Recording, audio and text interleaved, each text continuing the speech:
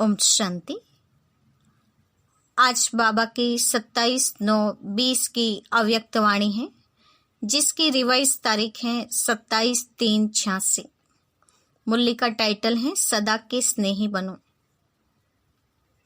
सबसे पहले हम मुरली का सारांश सुनेंगे।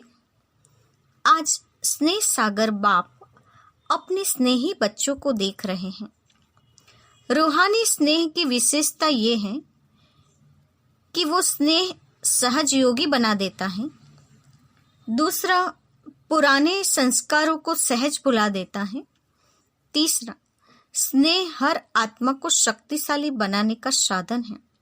चौथा, स्नेह ब्राह्मण जीवन का फाउंडेशन है। पांचवा, जो बाप के सम्मुख पहुंचने वाली आत्मा है, उसका आधार भी स्नेह है। छठा, शक्तिशाली जीवन बनाने का पालना का आधार भी स्नेह है। ऐसे स्नेही सभी हैं, पर स्नेह में अंतर देखा। 3 प्रकार के स्नेही बच्चे आज बाबा ने देखे और उनकी निशानियां भी बताई हैं। उन निशानियों को समझते हुए हमें तय करना है कि हम किस प्रकार के बाबा के स्नेही बच्चे हैं। उसमें पहला बाबा ने बताया, सदा स्नेही बच्चे जो मेहनत और मुश्किल से सदा मुक्त रहते हैं, क्योंकि उनके आगे प्रकृति व माया दासी बन जाती हैं। उनका हर समय, हर संकल्प बाप की याद और सेवा प्रति होने के कारण माया जानती है कि ऐसे स्नेही बच्चे संकल्प से भी अधीन नहीं हो सकते। ऐसी स्नेही आत्मा की स्थिति के लिए ही गायन है, एक बाप दूसरा न कोई, बाप ही संसार है। दूसरे प्रकार के स्नेही बच्चे जो कभी कभी स्नेही बनते हैं, कभी कभी मेहनत और मुश्किल का अनुभव होता है और प्रकृति तथा माया का सूक्ष्म वार भी हो जाता है, तो उसी समय स्नेह के कारण याद जल्दी आ जाती है और याद की शक्ति से बहुत जल्दी परिवर्तन भी कर लेते हैं। कभी कभी स्नेह साधारण हो जाता और कभी कभी स्नेह में लवलीन रहते हैं। स्टेज में फर्क पड़ता रहता है। सदा स्नेही न होने के कारण सेकंड नंबर हो जाते हैं। तीसरा, समय प्रमाण स्नेह निभाने वाले वो समझते हैं सच्चा स्नेह बाप के सिवाय और कोई नहीं दे सकता, तथा यही रूहानी स्नेह श्रेष्ठ बनाने वाला है। उन बच्चों को ज्ञान भी है, पूरी समझ है ज्ञान की, और स्नेही जीवन भी उन्हें प्यारा लगता है। लेकिन कोई देह के लगाव के संस्कार या किसी व्यक्ति या वस्तु के संस्कार या तो फिर व्यर्थ संकल्पों के संस्कार वश कंट्रोलिंग पावर न होने के कारण व्यर्थ संकल्पों के बोझ में आ जाते हैं। अभी अभी बहुत अच्छे अच्छे उड़ते रहेंगे और अभी अभी दिल शिकस्त भी हो जाएंगे। ये दिल शिकस्त के संस्कार स्नेही बनने नहीं देते। तो ऐसी हलचल के कारण कभी समय प्रमाण बाप को याद करेंगे तो कभी युद्ध की स्थिति में रहेंगे। युद्ध की जीवन ज्यादा और स्नेह में समाने की जीवन कम होती है, इसीलिए तीसरा नंबर हो जाता है। तो बाबा ने इस प्रकार 3 प्रकार के बच्चे बताए। एक सदा स्नेही, दूसरा कभी कभी के स्नेही, और तीसरा समय प्रमाण स्नेह निभाने वाले। अब हम मुरली सुनते जाएंगे और ऐसे बच्चों की एक एक निशानी पर गौर करते हुए, ध्यान से सुनते हुए स्वयं की चेकिंग करेंगे कि कहाँ तक हम सदा स्नेही बन पाए हैं, हम किस प्रकार के स्नेही बच्चे हैं, उसकी जांच हमें करते जाना है। तो अभी हम मुरली की शुरुआत करते हैं। फिर से मुरली का टाइटल है सदा के स्नेही बनो। आज स्नेह का सागर बाप अपने स्नेही बच्चों से मिलने के लिए आए हैं। यह रूहानी स्नेह हर बच्चे को सहज योगी बना देता है। यह स्नेह सारे पुराने संस्कारों को सहज भुलाने का साधन है। यह स्नेह हर आत्मा को बाप का बनाने में एकमात्र शक्तिशाली साधन है। स्नेह ब्राह्मण जीवन का फाउंडेशन है। स्नेह शक्तिशाली जीवन बनाने का, पालना का आधार है। सभी जो भी श्रेष्ठ आत्माएं बाप के सम्मुख पहुंची हैं, उन सभी के पहुंचने का आधार भी स्नेह है। स्नेह के पंखों से उड़ते हुए आकर मधुबन निवासी बनते हैं। बाप दादा सर्व स्नेही बच्चों को देख रहे थे कि स्नेही तो सब बच्चे हैं, लेकिन अंतर क्या है? नंबरवार क्यों बनते हैं? कारण क्या? स्नेही सभी हैं, लेकिन कोई है सदा स्नेही और कोई है स्नेही, और तीसरे हैं समय प्रमाण स्नेह निभाने वाले। बाप दादा ने 3 प्रकार के स्नेही बच्चे देखे। उसमें पहला है जो सदा स्नेही है, वह लवलीन होने के कारण मेहनत और मुश्किल में सदा ऊंचे रहते हैं। न मेहनत करनी पड़ती, न मुश्किल का अनुभव होता, क्योंकि सदा स्नेही होने के कारण उन्हों के आगे प्रकृति और माया दोनों अभिशय दासी बन जाती हैं।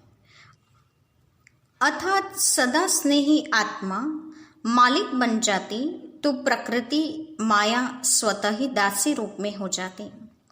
प्रकृति माया की हिम्मत नहीं जो सदा स्नेही का समय व संकल्प अपने तरफ लगावे। सदा स्नेही आत्माओं का हर समय, हर संकल्प है ही बाप की याद और सेवा के प्रति।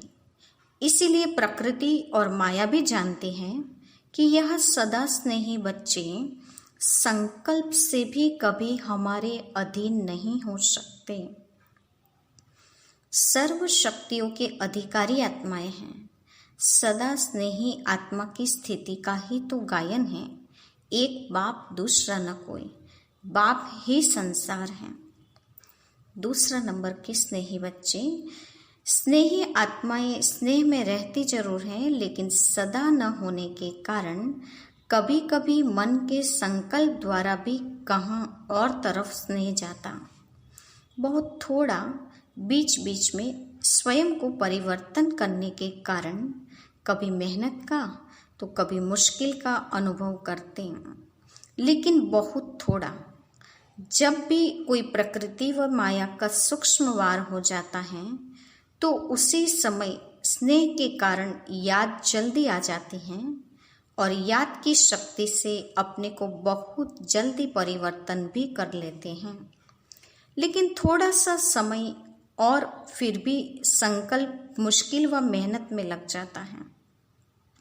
कभी कभी स्नेह साधारण हो जाता है, कभी कभी स्नेह में लवलीन रहते हैं। स्नेह में फर्क पड़ता रहता है, लेकिन फिर भी ज़्यादा समय और संकल्प व्यर्थ नहीं जाता, इसलिए स्नेही है। लेकिन सदा स्नेही न होने के कारण सेकंड नंबर हो जाता है। तीसरे हैं समय प्रमाण स्नेह निभाने वाले। ऐसी आत्माएं समझती हैं कि सच्चा स्नेह सिवाय बाप के और कोई से मिल नहीं सकता, और यही रूहानी स्नेह सदा के लिए श्रेष्ठ बनाने वाला है। ज्ञान अर्थात समझ भी पूरी है और यही स्नेही जीवन प्रिय भी लगती है। लेकिन कोई अपनी देह के लगाव के संस्कार या कोई भी विशेष पुराना संस्कार या किसी व्यक्ति या वस्तु के संस्कार व व्यर्थ संकल्पों के संस्कार वश कंट्रोलिंग पावर न होने के कारण व्यर्थ संकल्पों का बोझ है व संगठन की शक्ति की कमी होने के कारण संगठन में सफल नहीं हो सकते। संगठन की परिस्थिति स्नेह को समाप्त कर अपने तरफ खींच लेती है और कोई सदा ही दिल शिकस्त जल्दी हो जाते हैं। अभी अभी बहुत अच्छे उड़ते रहेंगे और अभी अभी देखो तो अपने आप से ही दिल शिकस्त। यह स्वयं से दिल शिकस्त होने के संस्कार भी सदा स्नेही बनने नहीं देता। किसी न किसी प्रकार का संस्कार परिस्थिति की तरफ, प्रकृति की तरफ आकर्षित कर देता है, और जब हलचल में आ जाते हैं तो स्नेह का अनुभव होने का कारण, स्नेही जीवन प्रिय लगने के कारण फिर बाप की याद आती है। प्रयत्न करते हैं कि अभी फिर से बाप के स्नेह में समा जावे, तो समय प्रमाण, परिस्थिति प्रमाण, हलचल में स्नेह आने के कारण कभी याद करते और कभी युद्ध करते हैं। युद्ध की जीवन ज्यादा होती और स्नेह में समाने की जीवन उसके अंतर में कम होती है, इसीलिए तीसरा नंबर बन जाते हैं। फिर भी विश्व की सर्व आत्माओं से तीसरा नंबर भी अति श्रेष्ठ कहेंगे, क्योंकि बाप को पहचाना, बाप के बने, ब्राह्मण परिवार के बने, ऊंचे से ऊंची ब्राह्मण आत्माएं ब्रह्मा कुमार, ब्रह्मा कुमारी कहलाते। इसीलिए दुनिया के अंतर में वह भी श्रेष्ठ आत्माएं हैं, लेकिन संपूर्णता के अंतर में तीसरा नंबर है। तो स्नेही सभी हैं, लेकिन नंबरवार हैं। नंबर 1 सदा स्नेही आत्माएं, सदा कमल पुष्प समान न्यारी और बाप की अति प्यारी हैं। स्नेही आत्माएं न्यारी है, प्यारी भी हैं, लेकिन बाप समान शक्तिशाली विजयी नहीं हैं, लवलीन नहीं हैं, लेकिन स्नेही हैं। उन्हों का विशेष यही स्लोगन, तुम्हारे हैं तुम्हारे रहेंगे, सदा यह गीत गाते रहते हैं। फिर भी स्नेह है, इसीलिए 80% सेफ रहते हैं। लेकिन फिर भी कभी कभी शब्द आ जाता, सदा शब्द नहीं आता। और तीसरे नंबर आत्माएं बार बार स्नेह के कारण प्रतिज्ञाएं भी स्नेह से करते रहते हैं। बस अभी से ऐसे बनना है, अभी से यह करेंगे, क्योंकि अंतर तो जानते हैं ना।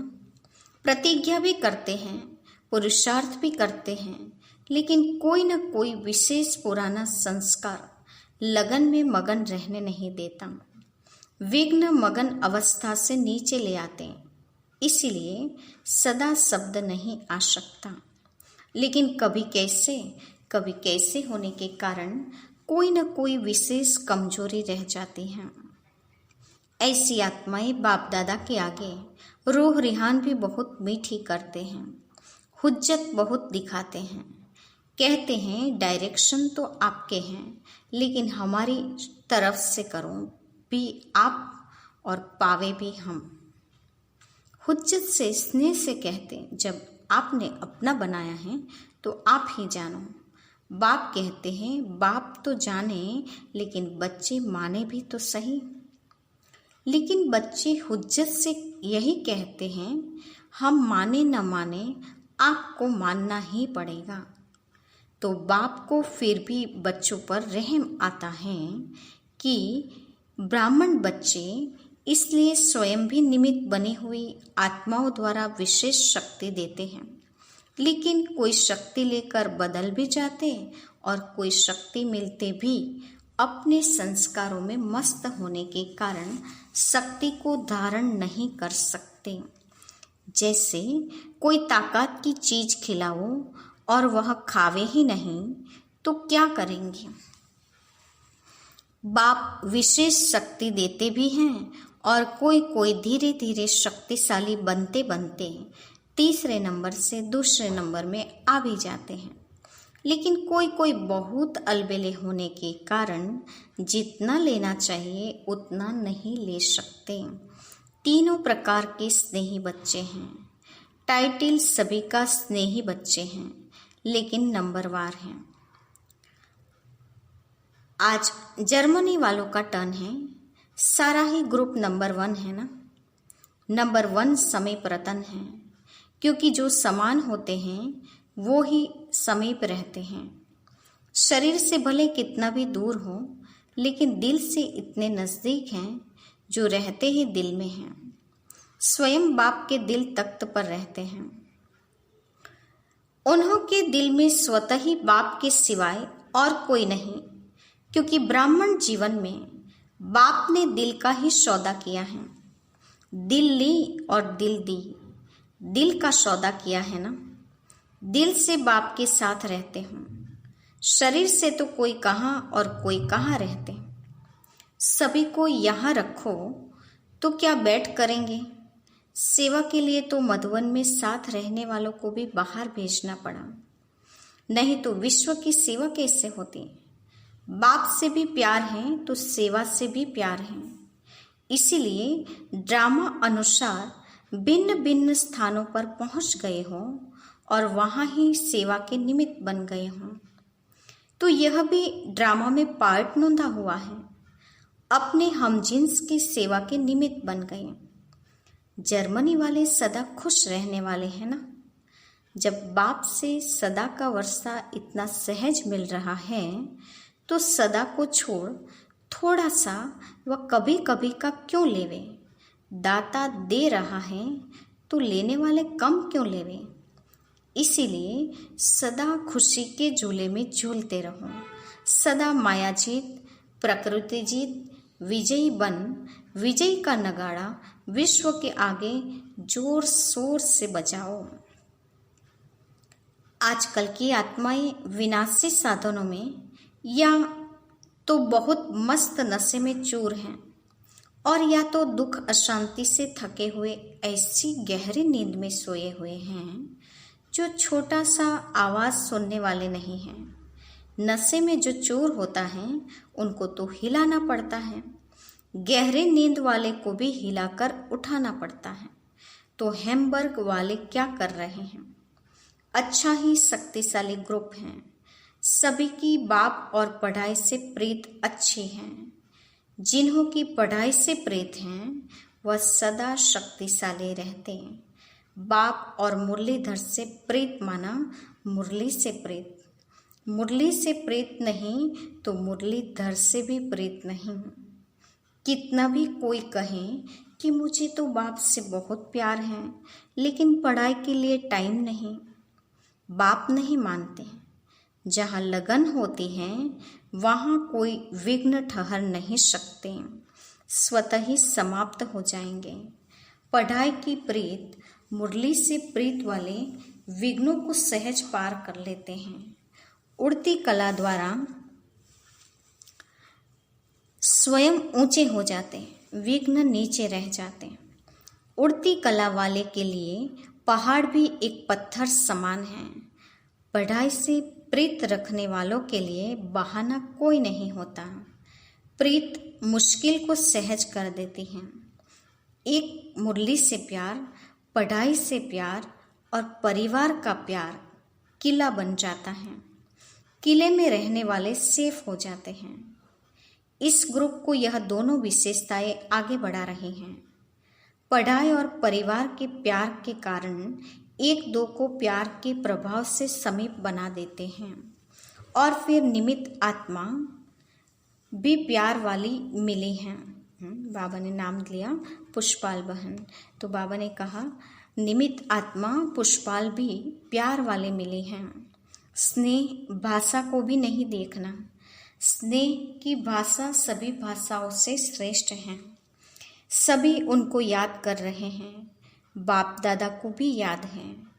अच्छा ही प्रत्यक्ष प्रमाण देख रहे हैं। सेवा की वृद्धि भी हो रही है। जितना वृद्धि करते रहेंगे उतना महान पुण्य आत्मा बनने का फल सर्व की आशीर्वाद प्राप्त होती रहेगी। पुण्य आत्मा ही पूज्य आत्मा बनती है। अभी पुण्य आत्मा नहीं तो भविष्य में पूज्य आत्मा नहीं बन सकते। पुण्य आत्मा बनना भी जरूरी है। अच्छा, फिर हैं अव्यक्त मुरली से चुने हुए प्रश्न उत्तर। पहला प्रश्न है, ब्राह्मण जीवन का विशेष गुण, श्रृंगार व खजाना कौन सा है? ब्राह्मण जीवन का विशेष गुण, श्रृंगार व खजाना कौन सा है? उत्तर, संतुष्टता। जैसे कोई प्रिय वस्तु होती है तो प्रिय वस्तु को कभी छोड़ते नहीं हैं। संतुष्टता विशेषता है। ब्राह्मण जीवन के परिवर्तन का विशेष दर्पण है। जहाँ संतुष्टता है वहाँ खुशी जरूर है। यदि ब्राह्मण जीवन में संतुष्टता नहीं तो वह साधारण जीवन है। दूसरा प्रश्न, संतुष्ट मणियों की विशेषताएं क्या होगी? उत्तर, संतुष्ट मणियाँ कभी किसी भी कारण से, स्वयं से, अन्य आत्माओं से, अपने संस्कारों से, वायुमंडल के प्रभाव से असंतुष्ट नहीं हो सकती। वे ऐसे कभी नहीं कहेंगी कि हम तो संतुष्ट हैं लेकिन दूसरे असंतुष्ट करते हैं। कुछ भी हो जाए, संतुष्ट मणियाँ अपनी संतुष्टता की विशेषता को छोड़ नहीं सकती। तीसरा प्रश्न, जो सदा संतुष्ट रहते हैं उनकी निशानियाँ क्या होंगी? जो सदा संतुष्ट रहते हैं उनकी निशानियाँ क्या होंगी? उत्तर है, पहले पॉइंट, जो सदा संतुष्ट रहता है उसके प्रति स्वतः ही सभी का स्नेह रहता है, क्योंकि संतुष्टता ब्राह्मण परिवार का स्नेही बना देती है। दूसरी पॉइंट, संतुष्ट आत्मा को सभी स्वयं ही समीप लाने व हर श्रेष्ठ कार्य में सहयोगी बनाने का प्रयत्न करेंगे। तीसरा, संतुष्टता की विशेषता स्वयं ही हर कार्य में गोल्डन चांसलर बना देती हैं। उन्हें कहना या सोचना भी नहीं पड़ता है। चौथा, संतुष्टता सदा सर्व के स्वभाव संस्कार को मिलाने वाली होती है। वह कभी किसी के स्वभाव संस्कार से घबराने वाले नहीं होते। पांचवा, उनसे सभी का स्वतः दिल का प्यार होता है। वह प्यार लेने के पात्र होते हैं। संतुष्टता ही उस आत्मा की पहचान दिलाती है। हर एक की दिल होगी, इनसे बात करें, इनसे बैठें। छठा, संतुष्ट आत्माएं सदा मायाजीत होती हैं, क्योंकि आज्ञाकारी हैं, सदा मर्यादा की लकीर के अंदर रहते हैं, माया को दूर से ही पहचान लेते हैं। चौथा प्रश्न, यदि समय पर माया को पहचान नहीं पाते, बार बार धोखा खा लेते, तो उसका कारण क्या? बाबा ने कहा, यदि समय पर माया को पहचान नहीं पाते, बार बार धोखा खा लेते, तो उसका कारण क्या? उत्तर, पहचान कम होने का कारण है सदा बाप की श्रेष्ठ मत पर नहीं चलते। कोई समय चलते, कोई समय नहीं चलते। कोई समय याद करते, कोई समय नहीं। कोई समय उमंग उत्साह में रहेंगे, कोई समय नहीं। सदा आज्ञा की लकीर के अंदर नहीं रहते, इसलिए माया समय पर धोखा दे देती है। माया में परखने की शक्ति बहुत है। माया देखती है कि इस समय यह कमजोर है, तो उस कमजोरी द्वारा अपना बना देती है। माया के आने का रास्ता है कमजोरी। पांचवा प्रश्न, मायाजीत बनने का सहज साधन कौन सा है? सदा बाप के साथ रहो। साधन बताया, सदा बाप के साथ रहो। साथ रहना अर्थात स्वतः मर्यादाओं की लकीर के अंदर रहना। फिर एक एक विकार के पीछे विजयी बनने की मेहनत करने से छूट जाएंगे। साथ रहो तो जैसा बाप वैसे आप। संग का रंग स्वतः ही लग जाएगा। इसीलिए बीज को छोड़ सिर्फ शाखाओं को काटने की मेहनत नहीं करो। आज कामजीत बन गए, कल क्रोधजीत बन गए, नहीं, सदा के विजयी। सिर्फ बीज रूप को साथ रखो तो माया का बीज ऐसे भस्म हो जाएगा जो फिर कभी भी उस बीज के अंश भी नहीं निकल सकता। आज का वरदान है, हर आत्मा को हिम्मत उल्लास दिलाने वाले रहमदिल विश्व कल्याणकारी भव। हर आत्मा को हिम्मत उल्लास दिलाने वाले रहमदिल विश्व कल्याणकारी भव। वरदान का स्पष्टीकरण है, कभी भी ब्राह्मण परिवार में किसी कमजोर आत्मा को तुम कमजोर हो ऐसे नहीं कहना। आप रहमदिल विश्व कल्याणकारी बच्चों के मुख से सदैव हर आत्मा के प्रति शुभ बोल निकलने चाहिए, दिल शिकस्त बनाने वाले नहीं। चाहे कोई कितना भी कमजोर हो, उसे इशारा या शिक्षा भी देनी है तो पहले समर्थ बनाकर फिर शिक्षा दो। पहले धरनी पर हिम्मत और उल्लास का हल चलाओ, फिर बीज डालो तो सहज ही हर बीज का फल निकलेगा। इससे विश्व कल्याण की सेवा तीव्र हो जाएगी। तो बाबा ने कहा, हर आत्मा को हिम्मत उल्लास दिलाकर रहमदिल बनकर धरनी तैयार करो, फिर उसमें परिवर्तन करना है तो बीज डालो। तो बाबा ने कहा वो बीज का फल निकलेगा। तो इससे विश्व कल्याण की सेवा तीव्र गति से हो सकेगी। आज का स्लोगन है, बाप की दुआएं लेते हुए सदा भरपूरता का अनुभव करो। बाप की दुआएं लेते हुए सदा भरपूरता का अनुभव करो। अच्छा, ओम शांति।